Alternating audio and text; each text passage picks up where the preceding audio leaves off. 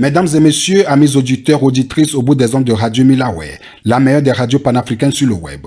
Bonjour, bonsoir et bienvenue à vous toutes et tous qui nous avez choisis pour suivre l'actualité socio-politique de la sous-région ouest-africaine marquée par divers événements par endroits. Au Sénégal, le leader de PASTEF, les Patriotes, Ousmane Sonko, soupçonné de viol, se trouve dans les mailles de la justice où un chef d'accusation qui semble une contorsion judiciaire est retenu contre sa personne. Au Bénin voisin, Patrice Talon s'engageait à ne faire qu'un seul mandat de 5 ans à la tête du Bénin. Mais au fil des mois, sa promesse s'est étiolée et le 15 janvier 2021, l'ancien roi du coton, devenu président de la République du Bénin, a annoncé qu'il se portait candidat à un second mandat le 11 avril 2021. Gani Soglo, l'un des 20 candidats à l'élection présidentielle d'avril prochain au Bénin, a été blessé par balle dans la nuit de vendredi à samedi. La police vient de diligenter une enquête. L'opposant a réagi chez nos confrères de TV5 Monde pour réaffirmer qu'il entendait rester candidat. Au Togo, la situation des droits humains et les conditions de travail des fonctionnaires, surtout des enseignants, et les élections régionales en vue n'échapperont pas au circuit d'ensemble. Et pour en parler, nous recevons pour vous, tour à tour, M. Nabouja Borema, professeur de philosophie, activiste togolais. Il est membre de la dynamique Monseigneur Poudro. Il sera en ligne depuis Lomé au Togo. Depuis Ottawa au Canada, nous recevons pour vous le professeur Aimé Tchabouré Gogé. Voilà pour le sommaire. Une fois de plus, bonjour, bonsoir et bienvenue à toutes et à tous. SKD, Serge comme l'adjuvant, c'est moi. Monsieur Borema Nabouja, bonjour. Oui, bonjour Monsieur Serge, bonjour les auditeurs et auditrices de la radio Milaway. Je vous remercie également pour cette opportunité que vous m'accordez, parce que nous savons le travail formidable que vous abattez nuit et jour, pour que le monde entier soit au courant de l'actualité et surtout sociopolitique dans notre pays, le Togo. Je vous remercie. Merci aussi à vous, Monsieur Nabouja, d'avoir accepté notre invitation. Je me permets de rappeler aux auditeurs et auditrices au bout des ondes de Radio Milaway France que vous êtes activiste togolais, professeur de philosophie et défenseur des droits humains. Vous portez aussi la casquette de membre de la dynamique Monseigneur Poudro. J'ai une question pour vous, Monsieur Bouraima. Comment vous portez-vous et comment se porte la dynamique Monseigneur Poudro? Oui, Monsieur Serge, effectivement, je suis professeur de philosophie. Je suis également défenseur des droits de l'homme. Je suis également activiste et j'ai un grand penchant pour la dynamique de Monseigneur Faniko Poudro. Malgré ce monsieur, ce grand homme, à plus de 90 ans aujourd'hui, qui a pris son bâton de pèlerin, que le Togo doit sortir du statu quo, le Togo doit sortir de l'arbitraire, en demandant à toutes les forces politiques de s'unir contre un régime vieux de plus de 50 ans. Je vous dis, s'il vous plaît, étant un homme qui connaît mieux les valeurs de l'unité, les valeurs de la solidarité, je n'ai pas hésité un seul instant de soutenir cette vision historique et inoubliable de Monseigneur Faniko Poudro. Ce grand homme, beaucoup peuvent le critiquer, mais un jour, ils comprendront que M. Poudro, Monseigneur Poudro, n'est pas notre ennemi. Il a voulu simplement sortir les Togolais de la souffrance, de la misère. Mais aujourd'hui, ce qui est intéressant, beaucoup de Togolais ont compris la vision de ce grand homme. Il n'est pas le seul religieux au Togo, mais il a compris qu'un homme religieux ne doit pas rester écarté de l'intérêt général, des cris et des pleurs de ses semblables. Ça me rappelle également Desmond Tutu, ça me rappelle Martin Luther King, ça me rappelle dans le monde entier l'imam Diko Beko au Mali. Quand les gens des fois fredonnent sur les réseaux sociaux qu'un homme religieux ne doit pas intervenir, Monseigneur Poudro n'est pas le premier à intervenir dans la chose politique, en faveur et du côté des opprimés, des faibles, des malheureux. C'est un grand homme. Moi, je suis un professeur de philosophie. La philosophie ne s'arrête pas dans les salles de classe. La philosophie est à la fois théorie et pratique. Et comme le disait Platon, le philosophe doit chercher le meilleur des mondes. Autrement dit, il doit se battre pour le souverain bien, la justice, le bonheur, l'équité, l'état de droit, défendre les valeurs C'est ce que je suis en train de faire en apportant ma modeste contribution avec toutes les conséquences possibles. Il faut que les gens reviennent à la raison. Nabouja n'est pas leur ennemi. Nous voulons que le Togo devienne un état de droit. Nous exigeons la justice sociale pour tous et surtout pour mes collègues enseignants. S'il vous plaît, vous ne verrez dans aucun pays au monde qu'on arrête un enseignant comme un simple vulgaire, comme un criminel, qu'on menotte, on jette en prison dans une cellule. C'est inadmissible. C'est inadmissible. Parce qu'un enseignant doit être perçu comme un modèle pour influencer positivement sur la psychologie des apprenants. Mais quand l'élève, l'étudiant apprend que son enseignant est jeté en prison comme un moins que rien, ça influence négativement sur le savoir que nous sommes en train de transmettre aux apprenants, aux étudiants. Il faut que les gens comprennent que les actes qu'ils posent trahissent l'avenir de notre pays. C'est inadmissible. Donc, encore une fois, sans être trop long, je tiens à vous dire que j'ai du respect pour la DMK. J'ai également du respect pour tous les acteurs politiques qui se réclament de la démocratie, des défenseurs des valeurs démocratiques, mais qu'ils comprennent que sans l'unité d'action, nos forces seront comme un coup d'épée dans la mer. Il est temps d'agir ensemble.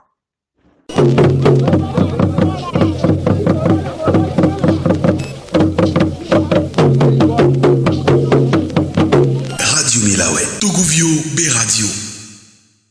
Merci, c'est clair. Sans l'unité d'action, nos forces seront comme un coup d'épée dans la mer. Pour vous, M. Bourema, l'unité d'action revêt une nécessité. Nous pensons que le message est passé et chaque acteur politique de l'opposition prendra ses responsabilités devant l'histoire. Aujourd'hui, 8 ans, l'incendie des marchés de Lomé de Kara. Vous avez été inculpé de même que vos compagnons de lutte comme Napochen, Piabalo Kaming et d'autres personnes encore. Quel souvenir avez-vous de ce temps passé en incarcération sans procès jusqu'à votre libération? Et quel lien avez-vous aujourd'hui avec vos ex-co-détenus, M. Nabouja? Oui, vous me permettez, la question liée aux souvenirs que nous avons de notre incarcération. S'il vous plaît, même avec votre ennemi juré, ne l'amenez jamais injustement en prison. Nous avons connu les pires moments de notre vie. Surtout quand on vous jette en prison sans que vous ne sachiez concrètement ce pourquoi on vous met en prison. On nous accusait de complicité de destruction de biens publics dans l'histoire des incendies des marchés de Kara et de Lomé, sans qu'on ne sache concrètement qui sont les auteurs. Voilà un peu ce qui nous traumatisait l'esprit. Complicité, sans connaître les auteurs. Et quand les experts français ont dit que c'est à base du kérosène, tenez-vous bien, on s'attendait que du jour au lendemain, on devait nous faire sortir de la prison. Il a fallu qu'on fasse 15 mois sans jugement. 15 mois à la prison civile de Kara. 9 jours dans une cellule noire, mal aérée, envahie par les moustiques et les cafards, à côté des excréments, assis à même le sol, en slip, vous m'excusez. C'est méchant de la part de ceux qui jouent avec la dignité humaine. C'est criminel, abominable de banaliser la sacralité de la vie humaine. Durant 9 jours, nous étions assis à même le sol, dans des conditions les plus ignobles, sans savoir concrètement de quoi on nous reprochait. Vous me permettez? Les mots me manquent pour décrire concrètement, durant les 15 mois, ce que nous avons ressenti.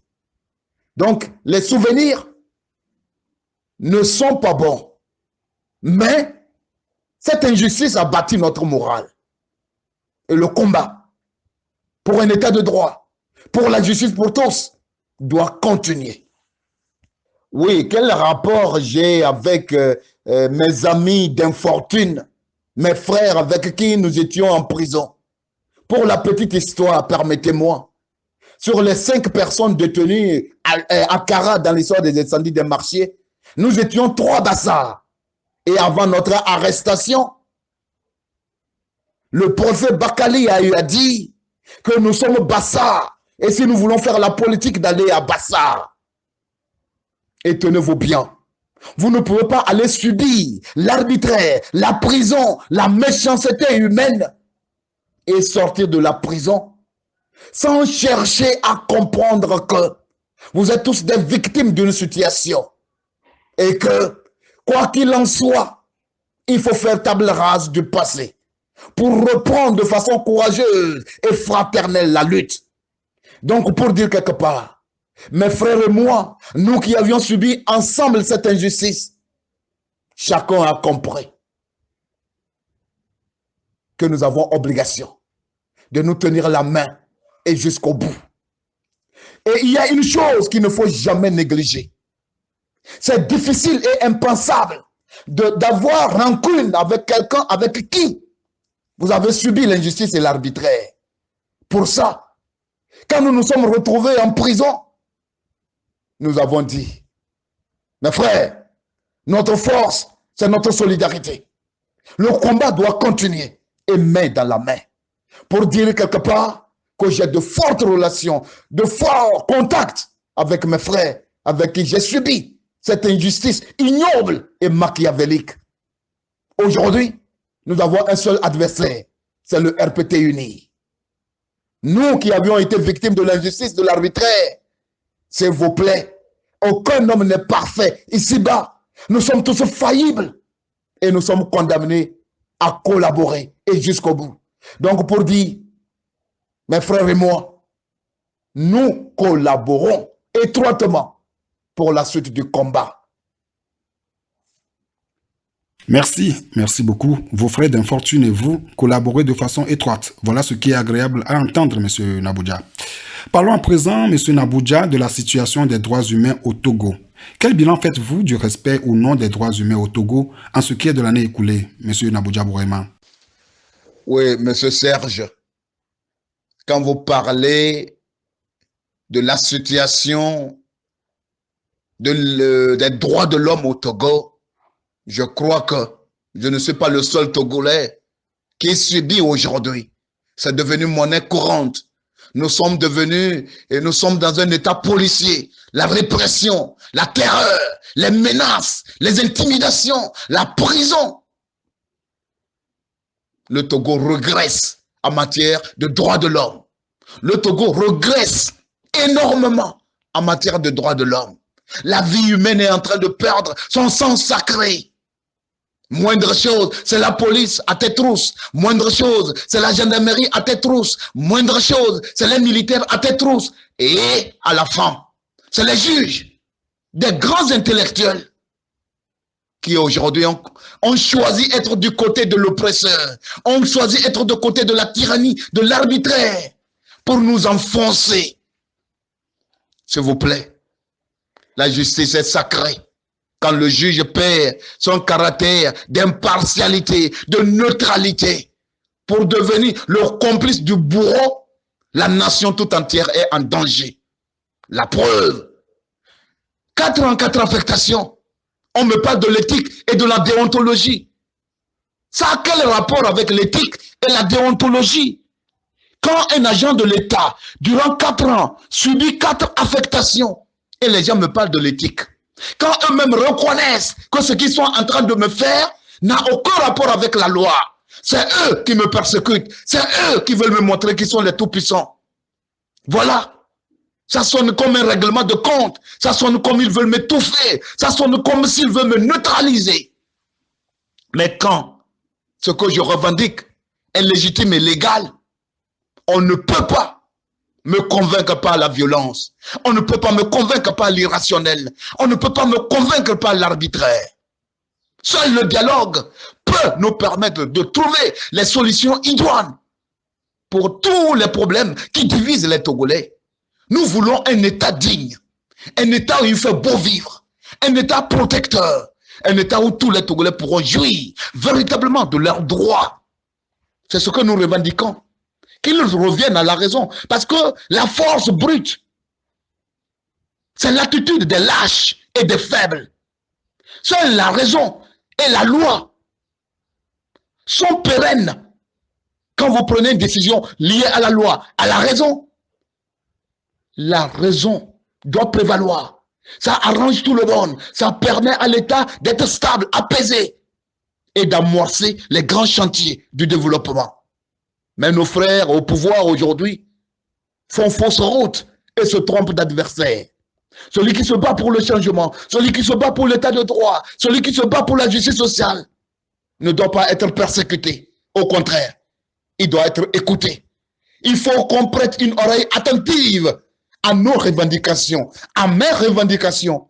4 ans, 4 affectations. Ça n'est de trop. C'est de ça il s'agit. Il déplace le débat. Le Togo fait peur. Parce que l'arbitraire est en train de gagner tous les domaines. Les enseignants souffrent. Les fonctionnaires de l'administration souffrent. Les militaires souffrent. Les militaires, les ministres eux-mêmes souffrent. Parce que quand vous avez fait le choix de l'arbitraire, ça vous dit quelque part que vous n'êtes pas heureux dans votre psychologie. Ils sont plus malheureux que nous. Et comme le disait Pierre Abélard, les méchants ne sont jamais heureux. Il faut que les gens reviennent à la raison. Nous émettons depuis Mulhouse, France. Ok, tout le monde souffre au Togo, vous venez de le souligner encore. Même les ministres à la solde du régime souffrent. Sacré Nabouja. Les Togolais sont dans une servitude volontaire. Ça, il faut vraiment le reconnaître, monsieur Nabouja. Là, je vous le reconnais. Bientôt, les élections régionales au Togo, ira-t-elle ou non, l'opposition togolaise est divisée. D'aucuns pensent que l'opposition n'a plus droit à l'erreur. Le boycott des élections lui a été fatal, surtout celui des législatives de 2018. Pour d'autres, l'opposition n'ira pas aux élections dans n'importe quelles conditions. Quelle est votre réaction en tant qu'activiste, M. Nabouja?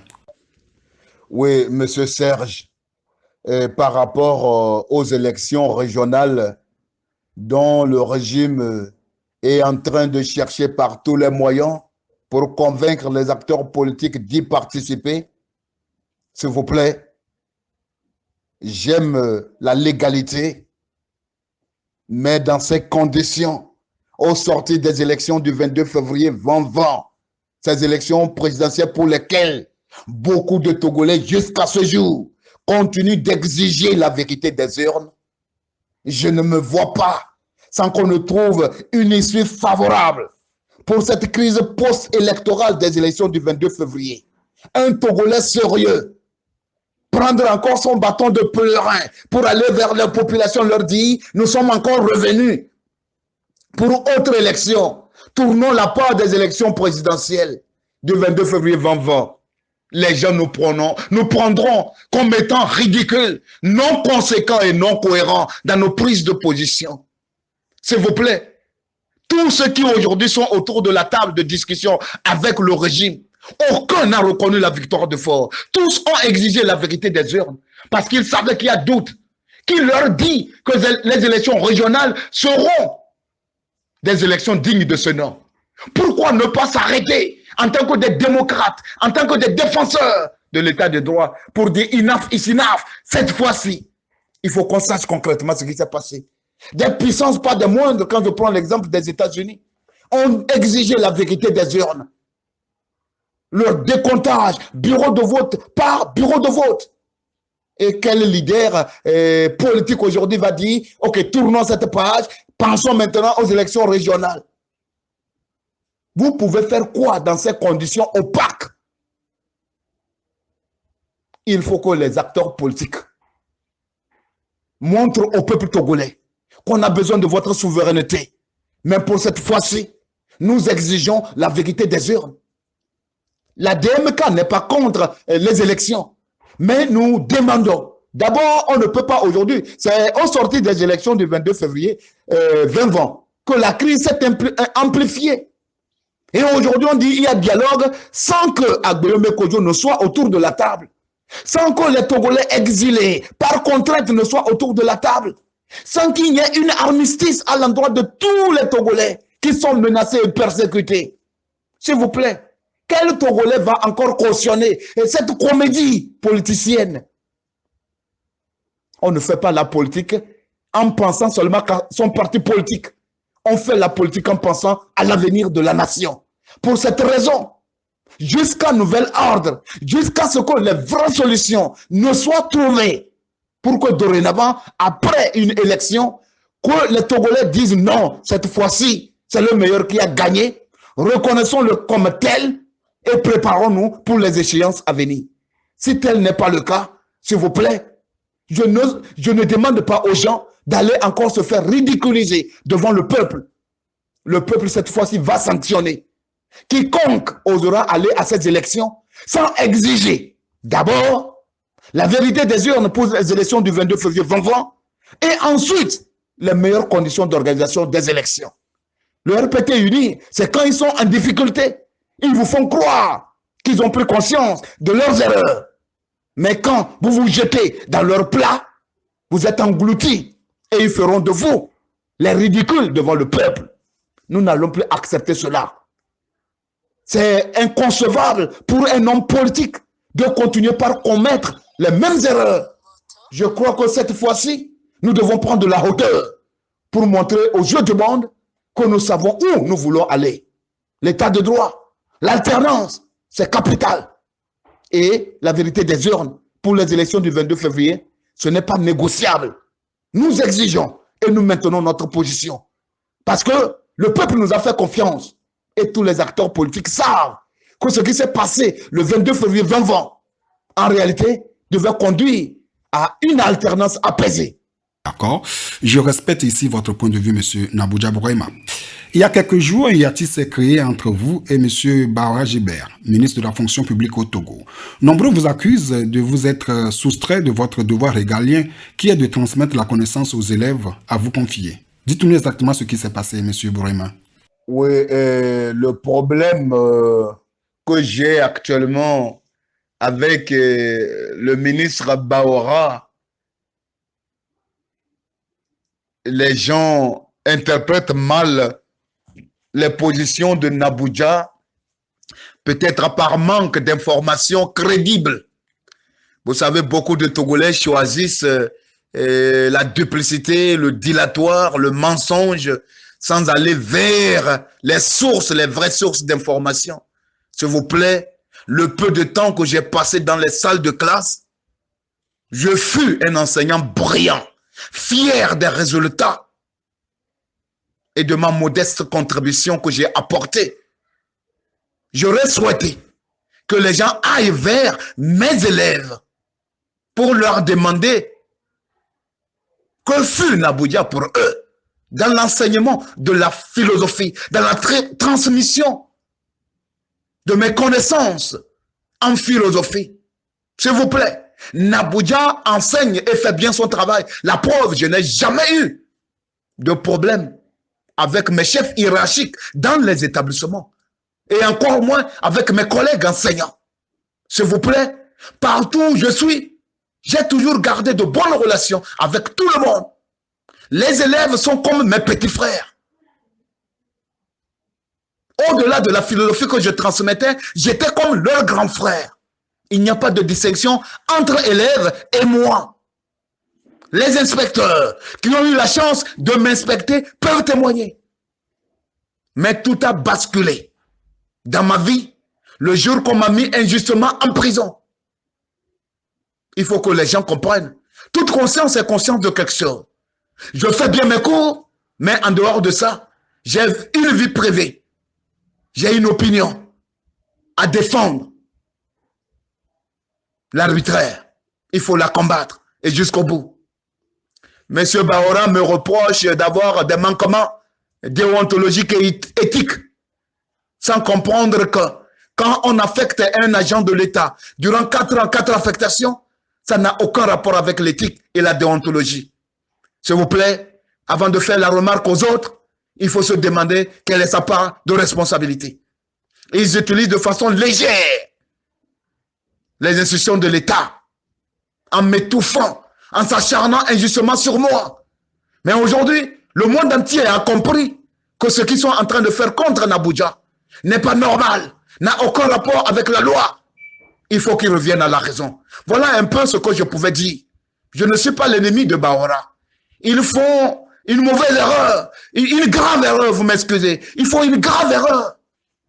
en me persécutant injustement, on ne peut rien obtenir de moi quand on opte pour l'arbitraire et la répression contre ma modeste personnalité. Il faut qu'ils reviennent à la raison. Il faut qu'ils comprennent que ce que nous réclamons pour tous les fonctionnaires du Togo, c'est légitime et légal. Le mieux vivre pour mieux servir l'État. Les Togolais souffrent et ça n'est de trop. Il faut que ça s'arrête. Le Togo est riche. Nous voyons leur train de vie. Nous voyons leur train de vie.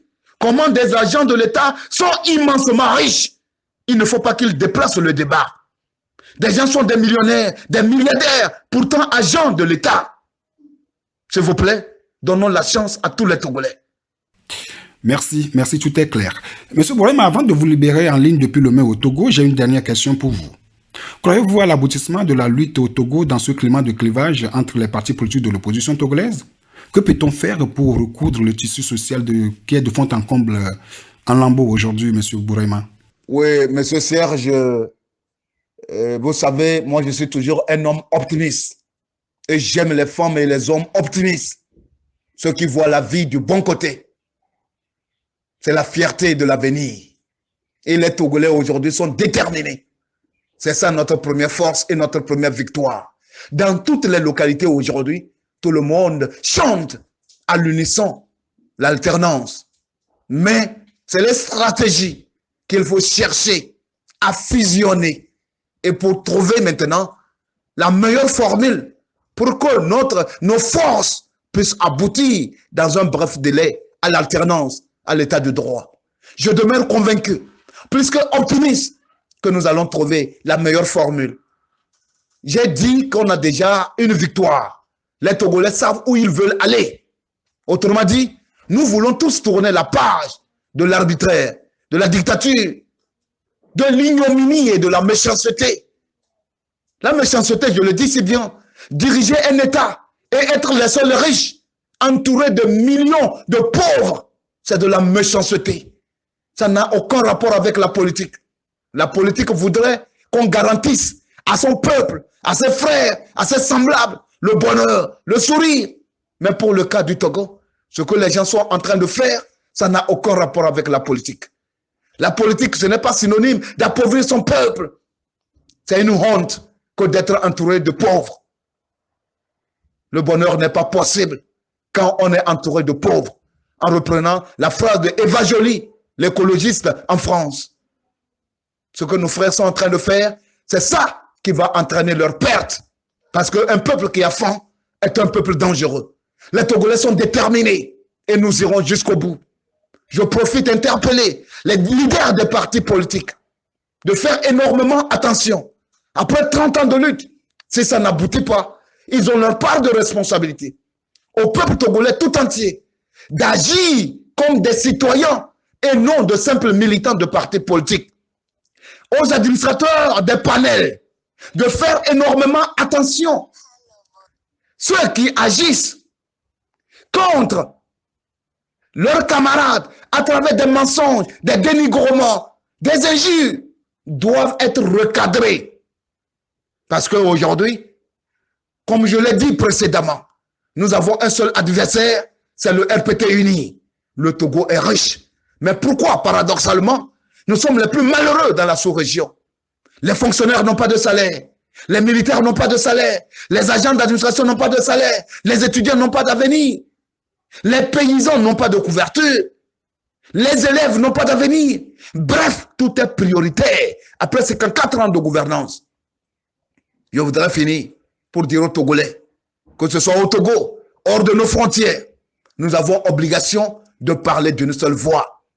Et comme l'avait dit Émile Durkheim, devant une crise générale, les gens ont obligation d'oublier leurs problèmes particuliers. Nous devons parler d'une seule voix pour dire au RPT uni et Sounene, Bomombo. Vous écoutez Radio Milawe. Merci, M. Bourema. Nous allons, en seconde partie de cette émission, recevoir, comme je l'ai évoqué en problématique dans le sommaire de cette émission, M. Tchabouré Gogué sur l'actualité socio-politique au Togo. Quel est votre mot de la fin, M. Nabouja? Oui, mon mot de fin par rapport à cette interview que j'ai tant apprécié et qui vient à point nommé, c'est d'abord remercier M. Serge et tous ses collaborateurs, tous les auditeurs et auditrices de la radio Milawe. C'est capital. Nous devons le faire et montrer aux yeux du monde que le Togolais aspire au changement, aspire à la liberté, aspire à l'état de droit. J'interpelle les grandes puissances complices de la souffrance des Togolais de revoir qu'il n'y a pas une seule famille qui puisse diriger les Togolais. Au Togo, il y a des millions de familles.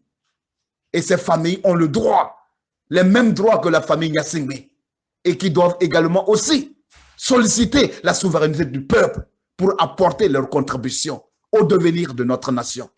J'interpelle surtout la France. J'interpelle la CEDEAO, qui d'ailleurs a montré ses limites devant la crise togolaise. Ils ont obligation de se racheter. J'interpelle les États-Unis d'Amérique, l'Allemagne, les démocraties dans le monde, de comprendre que les Togolais souffrent. S'il y a un peuple qui a le plus souffert en Afrique, et surtout en Afrique de l'Ouest, et qui jusqu'à présent n'a pas d'alternance, c'est le peuple togolais. Nous avons besoin de tout le monde. Nous avons besoin de tous les partenaires, nationaux comme internationaux, pour sortir le Togo du gouffre. À nos frères au pouvoir, de comprendre qu'il y a un temps pour tout. Rien n'est absolu ici-bas. Rien n'est éternel ici-bas. Qu'ils pensent à leur avenir, qu'ils pensent à l'avenir de leurs enfants. Nous voulons le changement, pas contre les individus, mais pour créer le dynamisme, la cohérence et l'articulation autour du pouvoir. Si au moins on avait eu 5 chefs d'État dignes à la tête de notre pays aujourd'hui, le Togo serait aujourd'hui une référence, un modèle dans la sous-région. Mais voilà, après 54 ans de gouvernance par les mêmes personnes, les mêmes individus, c'est le statu quo, c'est la misère, c'est la tristesse. Juste pour leur dire qu'ils sachent qu'ils ont obligation d'accepter l'alternance pour mettre fin aux tensions, aux guéguerres, pour que nous puissions gouverner ensemble le Togo autrement, pour donner la chance à tous les Togolais sans tenir compte de leur rang social. Si tu veux être chef aujourd'hui, tu ne dois pas le refuser à l'autre. Tu as la chance pour 5 ans, au plus 10 ans. Après, c'est quelqu'un d'autre qui doit venir pour être chef. Inspirons-nous des valeurs ancestrales africaines qui recommandent qu'on accorde la chance à tout le monde. Les Togolais ont trop pleuré. Le sang a trop coulé. Le sang des innocents. Ça naît de trop. On doit ouvrir une nouvelle page de notre histoire. Et cela, main dans la main, dans la tolérance, dans l'amour, dans le pardon mutuel. Notre lutte n'est pas contre les individus. Je lance un appel pressant que cette année 2021 doit s'ouvrir sur la démocratie, l'état de droit, qui doit ramener la sérénité sur la terre de nos aïeux. Merci à vous. C'était M. Nabouja Bourema dans cette émission. Mesdames et messieurs, une pause s'impose et moi, je vous reviens juste après. À tout à l'heure. Radio Milawe, la radio au cœur du peuple togolais. Retour au studio et le téléphone sonne de l'autre côté du Canada où nous recevons le professeur Aimé Tchabouré Gogué. Monsieur Aimé Tchabouré Gogué, bonjour. Bonjour Serge. Je profite de l'occasion pour vous présenter mes meilleurs vœux de bonnes et heureuses années, de bonne santé, de succès et vous féliciter pour tout le travail que vous faites. Mes vœux vont également à vos collaborateurs ainsi qu'à vos auditeurs. Pour l'année 2021, j'ose espérer que tout va bien se passer pour nous tous et que nous aurons l'alternance ou bien que nous aurons une évolution significative de la démocratie au Togo. Merci, monsieur le professeur, pour vos vœux. Nos vœux réciproques à vous et à vos sympathisants, de même que voilà, tous ceux qui font partie de votre parti politique l'a dit. Presque un an après la présidentielle controversée du 22 février 2020, beaucoup de partis politiques de l'opposition peinent à se relever et à reprendre leur bâton de pèlerin pour la suite à réserver à la lutte pour la libération du Togo. Qu'en est-il de votre parti, monsieur Gogué? Merci Serge pour m'avoir donné l'occasion de m'exprimer. Bon, effectivement, depuis les élections du 22 février 2020, il y a une torpeur qui anime la population togolaise et aussi les militants. Compte tenu de ce qui s'est passé le 22 février, Pour nous de la dire, comme vous le savez, nous pensons que ce n'était pas des élections, mais la population a eu comme un coup de massue, il y a une torpeur et le dynamisme a véritablement diminué. Mais est-ce que le travail de terrain se fait? C'est un peu difficile de le dire. Parce en plus du fait que la population était découragée, les militants étaient découragés, il y a eu la gestion de la Covid. Et le gouvernement profitait de cela pour pratiquement interdire toutes les manifestations. Je me rappelle, après les élections, j'étais sur le terrain, j'ai fait des réunions ne serait-ce qu'avec les conseils, donc on n'atteint pas, dans beaucoup d'endroits, on n'atteint pas une quinzaine, et ils envoyaient des gendarmes, même dans les maisons, dans les salons des maisons privées où je tenais des réunions pour dire que non, que c'est pour le contrôle de la Covid, mais c'était évidemment pour essayer de semer un esprit de terreur sur la population. Donc ça n'a pas aidé tellement au travail de terrain. Donc ce que nous faisons, nous continuons notre type de travail. Nous formons les militants, nous avons eu tendance de former les militants et également nous faisons des efforts pour la restructuration des partis. Et donc ça aussi c'est important parce que si le parti est bien structuré, si le parti a des militants bien formés, je crois que le travail sera beaucoup plus facile après. Donc il faut avoir de bonnes bases pour le travail de terrain plus tard. Donc il y a un petit recul. J'ai oublié d'ajouter aussi les violations des droits de l'homme, les efforts de mesurer les médias aussi n'aident pas beaucoup sur le travail du terrain. Donc c'est un peu plus difficile, mais ça ne veut pas dire que ça ne se fait pas, ça a pris une autre forme. Ok, c'est compris. Merci à vous pour l'explication. Parlons à présent de la concertation. Voilà, je suis initiée par le gouvernement qui a pour but l'organisation des régionales dans quelques mois. Donc on qualifie déjà cette concertation de Djipri et les partis qui y prennent part de partis vendus. Votre parti prend-il part à cette concertation? Si oui, pour quelle finalité? Sinon, pourquoi? Bon, effectivement, il y a quelques semaines, le régime a commencé une concertation avec les partis politiques. Bon, ça a été précédé par des consultations individuelles entre le ministre de l'administration territoriale et le parti au pouvoir. Bon, pour nous, est-ce qu'il fallait oui ou non y aller à ce dialogue? Et pour nous, dans le système où nous sommes, je ne pense pas qu'il faille laisser la voie libre au gouvernement. Et j'ai toujours dit que le dialogue, même si on est en état de guerre, même si on est en guerre, on dialogue. Je donne souvent l'exemple des années 70 où il y avait la guerre entre les États-Unis et le Vietnam. Malgré que Hanoï, la capitale du Vietnam du Nord, était bombardée, les Vietcong négociaient avec les Américains à Paris. Donc c'est pas parce que vous êtes en état de guerre que vous n'allez pas négocier. Bon, ceux qui ne sont pas pour le dialogue, ceux qui pensent que le dialogue est une supercherie pour la population, il y a des fondements pour ça. Il ne faut pas les critiquer également. C'est parce que nous en sommes pratiquement au 30e dialogue. Le dernier, c'est ce qui a été parrainé par la CEDEAO entre la C14 et le gouvernement en 77-78. Nous avons vu ce que ça a donné. Tous ces dialogues n'ont pratiquement rien donné. Les résultats sont loin de ce qu'anticipait par la population. Donc, il est normal que la population n'ait pas confiance au dialogue. Mais évidemment, nous n'allons pas y aller en novice. Nous savons qu'il y a des risques, que nous ne gagnons rien. Mais il faut éviter qu'ils ne disent partout que non, ils sont ouverts au dialogue, c'est l'opposition qui ne veut pas. Bon, il faut que nous soyons très bien préparés. Et les partis politiques d'opposition qui participent ont préparé des documents, ils exigent des choses, ils demandent des choses. On espère que j'espère que le Saint-Esprit va descendre sur les représentants du régime pour qu'ils comprennent que la manière de diriger, la manière de gouverner ce pays doit changer pour l'intérêt de nous tous. Nous ne sommes pas prêts à accepter n'importe quoi. Si nous ne sommes pas d'accord, nous le dirons. Mais je crois qu'il est très important qu'on ne laisse pas la voie libre au gouvernement, que nous participions au dialogue de manière honnête et que nous disions franchement ce que nous pensons de mieux pour ce pays. Donc, et nous avons exigé des choses.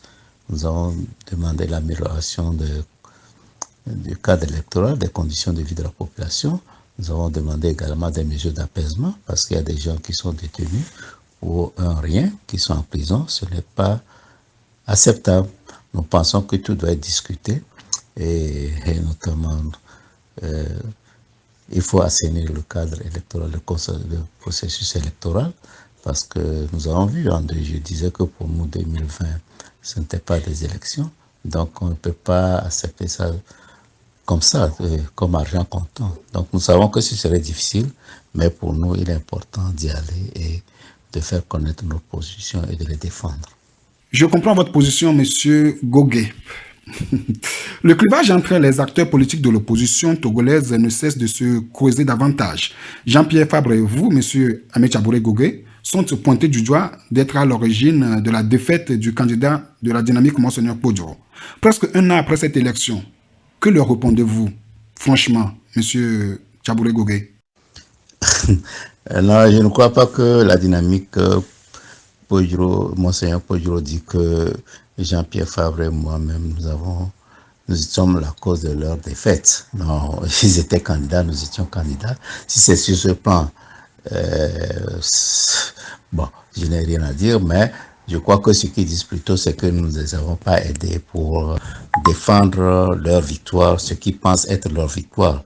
Vous connaissez la position d'Adi. Pour Adi, nous n'avons jamais parlé de défaite ni de victoire de quelque candidat que ce soit. Notre position a été toujours très claire. Il n'y a eu rien de sérieux qui ait pu confirmer ou infirmer une victoire puisque l'élection n'en était pas une. Nous avons crié en vain qu'il était plus important de bien authentifier les votes et la certification des PV. Et malheureusement, personne ne nous a écoutés. Et je suis sûr, même pour la proclamation des résultats bureau de vote, pas bureau de vote, c'est quelque chose qui a été revendiqué par nous, c'est sûr, et probablement par beaucoup des candidats de l'opposition avant les élections. Et vous savez, sur ce plan, c'est regrettable ce qui s'est passé. Vous savez, déjà, même si je disais, s'il a dit maintenant que ce n'était pas des élections, et nous avons dit, bon, à la limite, si vous voulez, dans la mesure où il y avait un de nos partenaires, du Togo, l'ambassadeur des États-Unis qui réclamait, comme nous l'avons fait, la proclamation des résultats bureau de vote, nous avons dit, alors, allons-y. Et dès le 26 février, Adi avait déjà proposé un mécanisme par lequel on pouvait déterminer les fraudes dans chaque urne. Et donc pour nous, c'était une meilleure façon. Malheureusement, j'en ai parlé avec les autres candidats, des organisations de la société civile, des leaders des partis politiques qui n'étaient pas candidats, et ils étaient d'accord avec nous, bon, qu'on peut revendiquer la proclamation des résultats, bureau de vote par bureau de vote, mais qu'il ne fallait pas dire comme la DMK qui avait un vainqueur. Donc j'ai apporté ce message de consensus de l'opposition à Monseigneur Podjoro. Malheureusement, il a rejeté. Il a dit que pour lui, pour qu'on puisse mener le combat ensemble, il fallait d'abord reconnaître a priori la victoire d'Abraham Kodjo, ce qui n'était pas, pour nous, ce qui n'était pas justifié. Donc voilà le problème. Ce n'est pas parce que pour nous, c'était clair qu'il n'y avait pas d'élection, mais pour avancer, nous avons dit que, bon, ok, faisons les vérifications, faisons la proclamation des résultats, bureau de vote par bureau de vote. Et c'est la DMK, malheureusement, qui n'a pas accepté notre proposition. C'est pourquoi nous en sommes là aujourd'hui. Et je ne pense pas que, bon, que le fait de dire que, notamment, Gogué n'ait pas aidé la DMK soit justifié. Pour moi, c'est très clair. Malheureusement, ils veulent ça. Et c'est ça qui pose comme condition pour leur participation au dialogue. Et là encore, nous disons que, écoutez, le contentieux électoral n'est pas seulement le problème qui nous préoccupe. Et puis, en outre, ce n'est pas né seulement suite à l'élection du 22 février 2020, c'est une permanence. Donc, pour nous, il faut résoudre d'une manière permanente ce problème des élections au Togo. C'est pour ça que nous allons au dialogue et non pas pour s'occuper d'un aspect particulier du processus électoral au Togo. Ok, Monsieur Chabouré Gogué, merci. Merci pour votre explication. L'opposition togolaise a-t-elle encore le droit de commettre la faute grave en boycottant les élections? Sinon, doit-elle y prendre part dans n'importe quelles conditions? Dites-le nous franchement, M. Tchabouré Gougué. Concernant le boycott et le non-boycott des élections, vraiment, c'est compliqué. Bon, vous savez, nous avons d'expérience dans ce domaine. Hein. Nous avons boycotté l'élection présidentielle de 1993. Et Yadema a été élu en 1993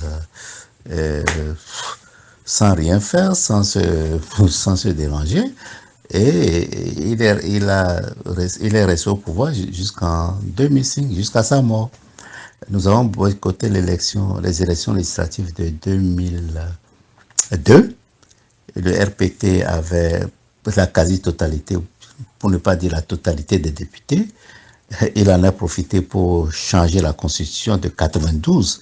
Et nous sommes en train de courir derrière cette constitution. Peut-être que si nous y étions allés, peut-être qu'on aurait le RPT n'aurait pas pu changer sa constitution.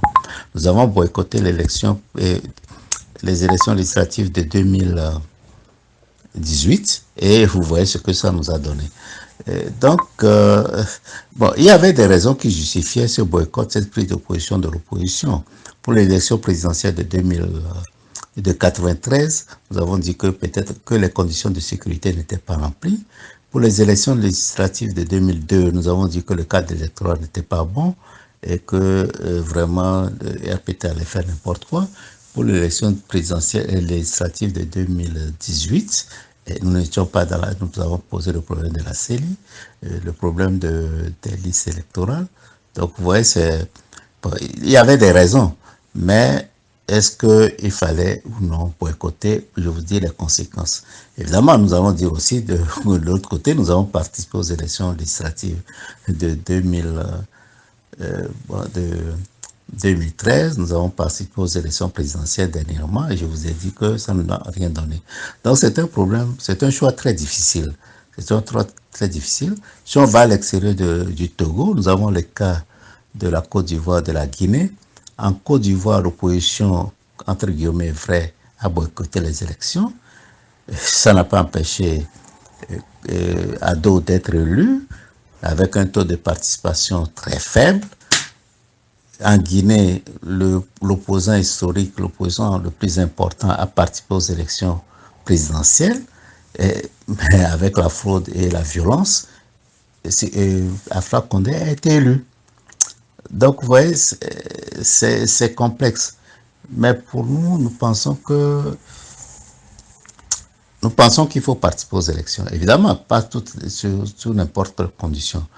Mais il faut tenir également compte de l'expérience de l'élection présidentielle que nous avons connue cette année.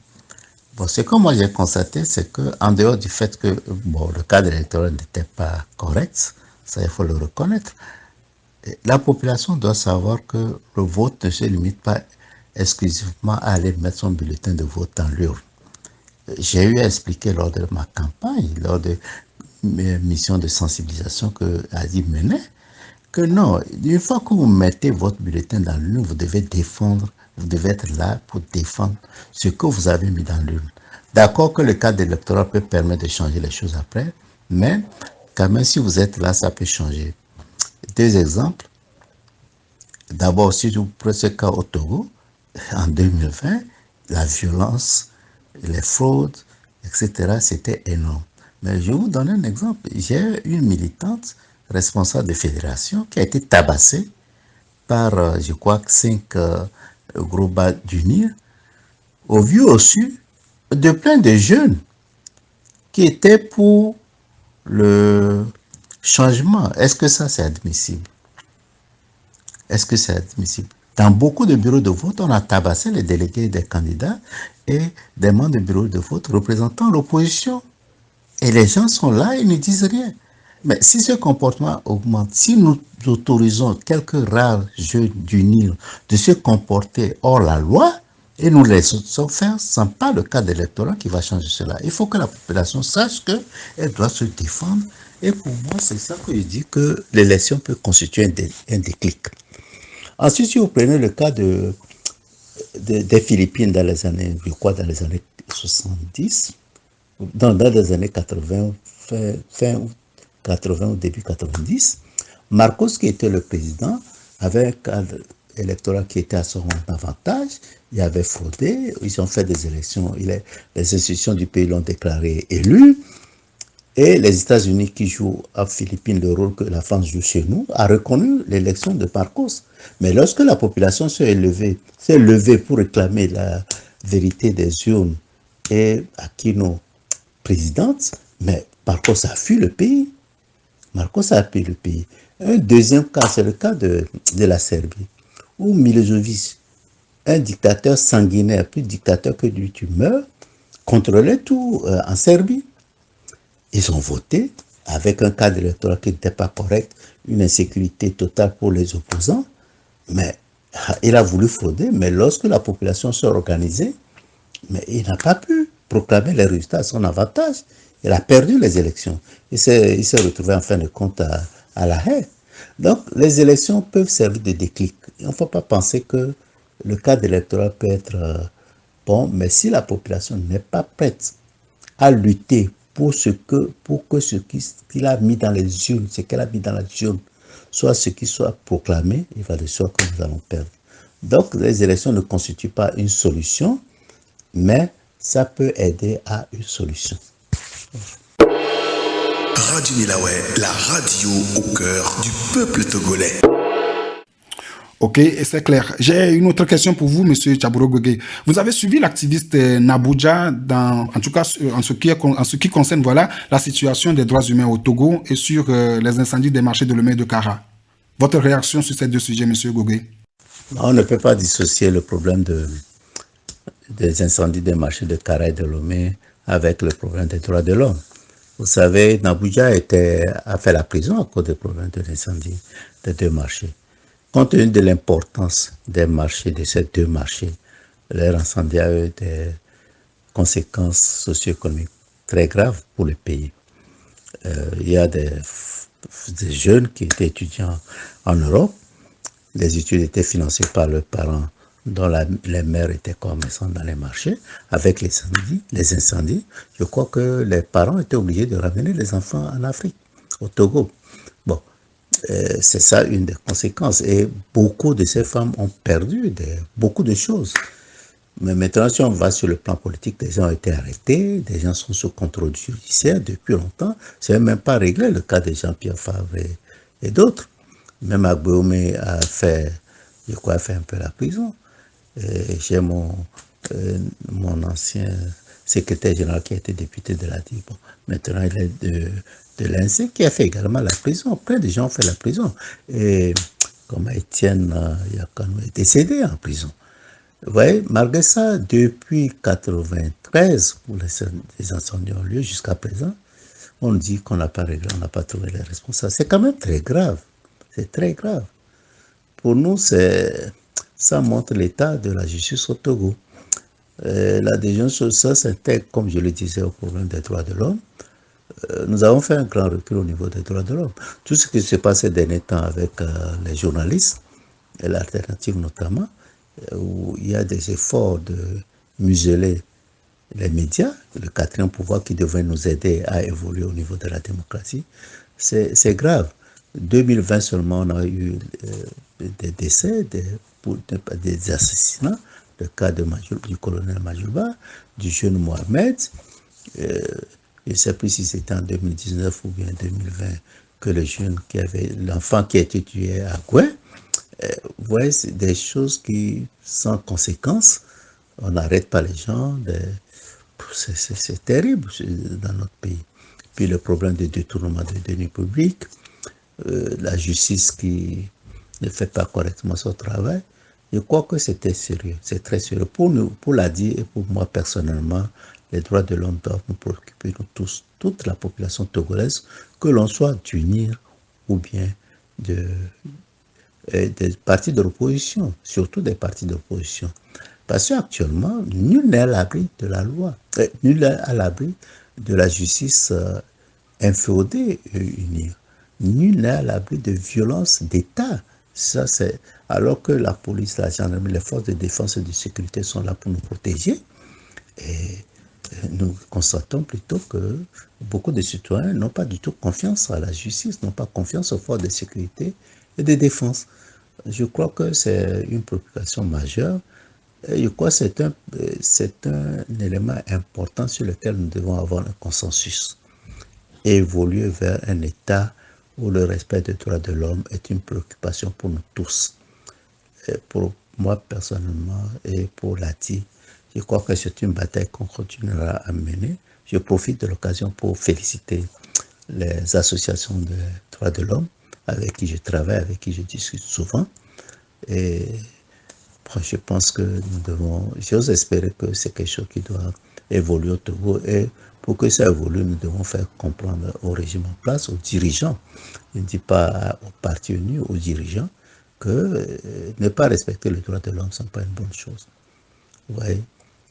Donc je crois que nous avons atteint un niveau qui n'est pas du tout bon. Et je pense que je ne me trompe pas en disant qu'il y a un véritable recul au niveau du respect des droits de l'homme et de l'état de droit au Togo. Merci, M. Gogué. Nous sommes presque à la fin de cette émission. Dites-nous quel est votre mot de la fin. Pour terminer, je tiens à vous remercier pour m'avoir donné encore une occasion de parler aux concitoyens. Qu'est-ce que je peux dire? Je peux dire que je regrette que la population semble très divisée actuellement, surtout au niveau de l'opposition. Tout ce qui se passe sur les plateformes, c'est très mauvais.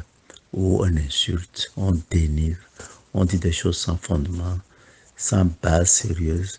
Il n'y a pas de réserve du tout et aucun respect à qui que ce soit. On ne connaît même pas les personnes.